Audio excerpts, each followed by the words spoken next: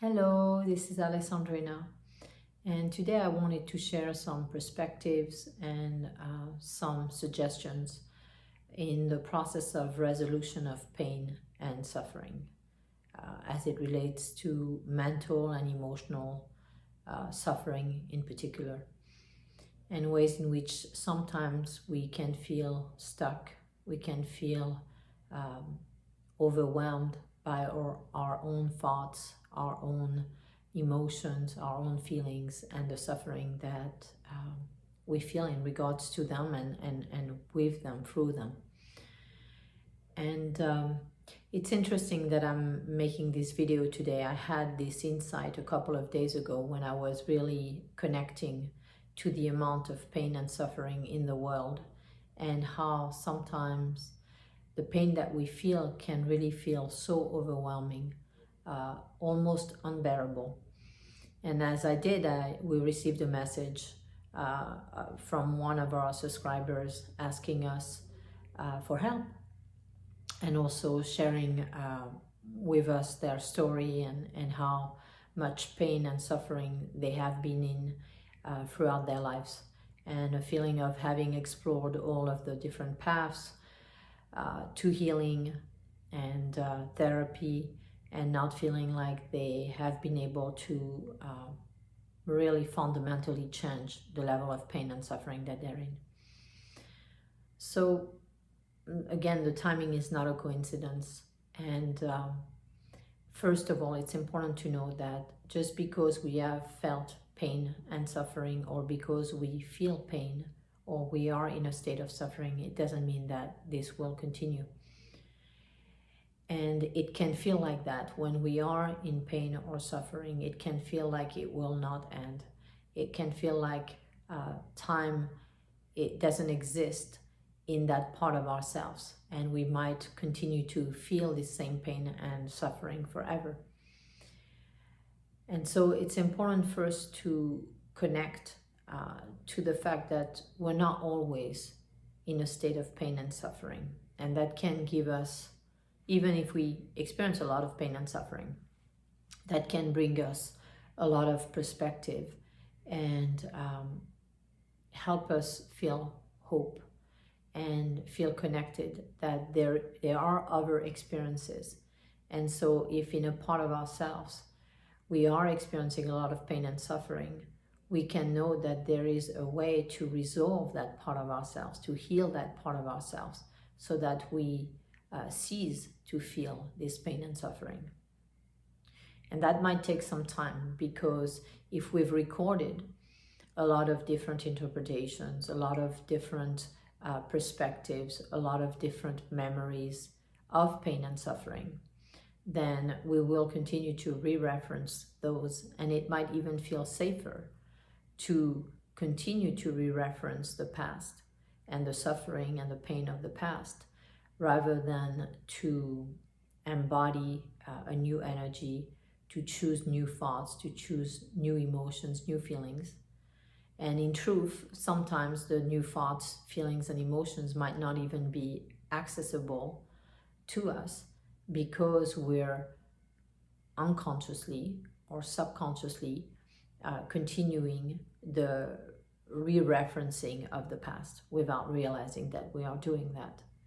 So just because we have lived in this experience, just because we have lived in this reality, doesn't mean that it will continue. And this is not in any way to criticize therapy. I think there are wonderful therapists out there, and that therapy can be wonderful for many people. And there are also limitations in the way that therapy is being applied and approached.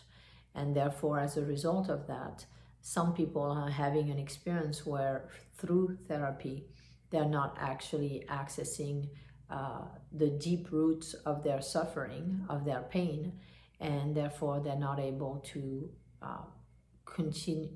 essentially to continuously continue to release their pain and their suffering at the root, and therefore to make progress in a way that is actually going to bring about the kind of change that they want to experience in their lives.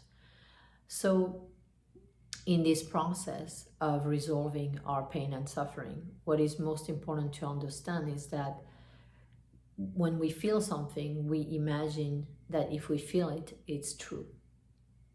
And just because we feel something doesn't mean that it's true or real. Yes, in the chemistry, in our biology, in our mind, in our emotions, it's going to feel real, because the moment that we give energy, that we actually give a voice to that part of our being that is feeling a certain way, we're now going to expand into that part. We're going to emphasize that part. We're going to reinforce and revalidate that part, and then it becomes our reality, simply because our focus is there.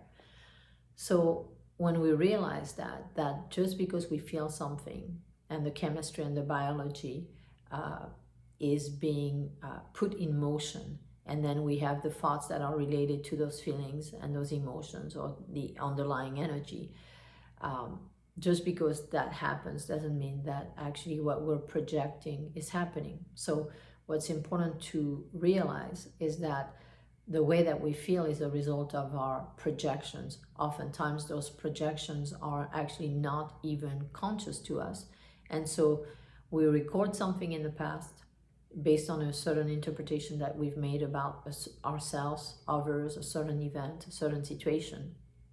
And then we essentially carry this interpretation, this recording, this memory, the feelings and emotions associated with it, the state of energy associated with it, and then we project that onto reality. And then as we project that onto reality, as we don't allow ourselves to let go of the past because we're afraid that the past will reoccur, so we hold on to the past in an attempt to feel safe. And then as we hold on to the past in an attempt to feel safe, well, we project the past onto the present moment. And then as we project the past onto the present moment, or onto the future in the present moment, then we start to react to those projections. And to then, as we react to those projections, we're going to make decisions from our interpretations and the projections of our interpretations. And then by making decisions from there, now we're going to start to actually influence our life results. And so then what we're doing is we're continuing more of the past. Now, for a lot of people, what I'm explaining is that it's actually very deep, and it can be very transparent to us that we're doing that because we feel it. And if we feel it in the reality of our feelings, emotions, it's very difficult to kind of like say, oh no, this is just a veil, this is just a lens through which I'm looking at myself, others, and the world. And if I remove this lens, if I'm able to remove this veil, in Buddhism they call it the samsara, the illusion, or the ignorance. If we remove the ignorance that is based on our conditioning, familial conditioning, childhood conditioning, if you believe in past life conditioning, the past conditioning, the past being projected onto the present, if you remove that, then you're going to experience things very differently. You will see things differently, you will feel differently, you will have new thoughts, you will have a new energy. And so in order to be able to do that, we must first realize that we are actually projecting. We are in a process of projection, of interpretation, and that is basically essentially influenced and limited by the way that we feel, which is also essentially also influenced by the recordings, the interpretations, all of the different perspectives that we have arrived at, and that's playing out unconsciously, subconsciously, and that's generating the feelings. And so it's like a loop, it's a cycle of interpretation, feeling, interpretation, projection, reaction, decision, and then life results over and over and over again. And so until we can see that happening, we can slow down the process, we can begin to observe that happening, and we can become aware that we are doing that. Until we do take the time to really look at that process, explore it, and realize what we're doing, we're going to stay stuck in the same feelings, the same energy, the same emotions, the same thoughts over and over again. And in that process, oftentimes, there's a lot of pain and suffering. And so we get stuck in those cycles of that generate pain and suffering. And then we try to apply a process, a method, a technique. Again, wonderful. It's wonderful to have different techniques that we can apply to our process. And oftentimes, we're doing it without changing the feelings or emotions, the fundamental ways that we feel internally.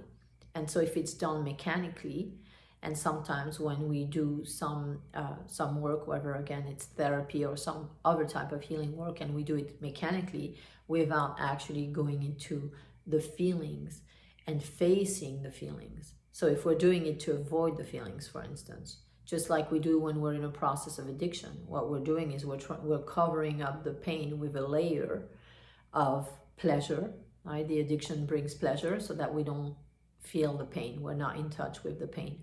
And so when there's this layer between the pain and ourselves, with that pleasure, temporary pleasure, because the moment that we are in an addiction, we're now in a cycle, and then we're going to judge ourselves, and then we're going to feel even more pain and suffering. So if we are basically just putting a layer or a band-aid through our addiction or through a process, a method that is not actually directly healing the underlying pain, that is not allowing us to get in touch with what is being projected and therefore creating the pain, then we stay stuck. And so oftentimes people will say, I've done everything, I've done all these different methodology, therapies,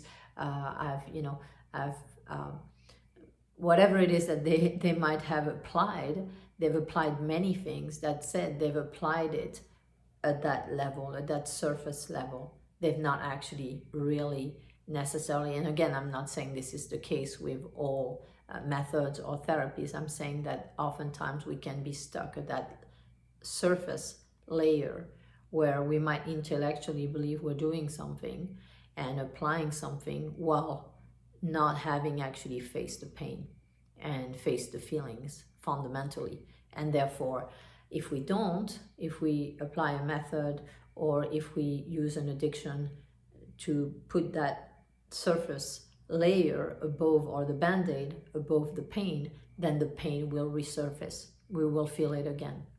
It will get triggered. And therefore, the pain and suffering will continue because we haven't actually truly addressed the core issue, the root cause of the pain. So only by actually facing our pain, which often is a result, again, of our certain fears or belief, our interpretations, our perspectives, and therefore what is being projected onto the present moment instead of what is, until we look at that, until we sit with the pain and the suffering and we look at what we're projecting. And then we realize that what we're projecting is actually imagination. It's not true, it's not real. Our interpretations come from the past, which again is very difficult for most people, because if we feel something, we then look around us in the environment and we say, oh, I feel it because of this. So now we have supposedly the answer. We imagine that our pain and suffering comes from a certain situation or a person or ourselves, and then we try to fix that. And of course, that's not going to fix it, because that is just a superficial way of processing it, because the pain has been projected onto that situation. It doesn't originate from that situation, and therefore it cannot be resolved by addressing that situation or that person or ourselves. It can only be resolved by actually getting in touch with the energy and where it stems from, And sometimes it can be buried very deep into the subconscious, where that originates from, what the fear is, what the projection is. And we can get caught up in the story of our lives and our relationships and ourselves and what we have imagined and our own beliefs, rather than realizing that what it is much deeper. And it's only by going at that level of depth that we can actually gain resolution. And very, very few people, unfortunately, at this point in time in humanity are doing that, because it's not being taught in school, because it's not available information to the large majority of people. And therefore, if people don't have an understanding on how to resolve their pain and suffering, they just use whatever tools are available to them and whatever is being shared in the collective consciousness, without truly changing and being able to resolve their pain and suffering. So I wanted to share this with you, because if you are in pain, if you feel like you are suffering, I wanted to share with you that you can find tools, you can find information, you can find ways to resolve your pain and suffering. And that if you understand that, if you have faith in that, if you see that, then there's the potential for you to truly, in your heart, to be able to find that peace and to find the true resolution to your pain and suffering, and therefore to experience more joy, more love, more peace in your life. I hope this is helpful. Sending you much love.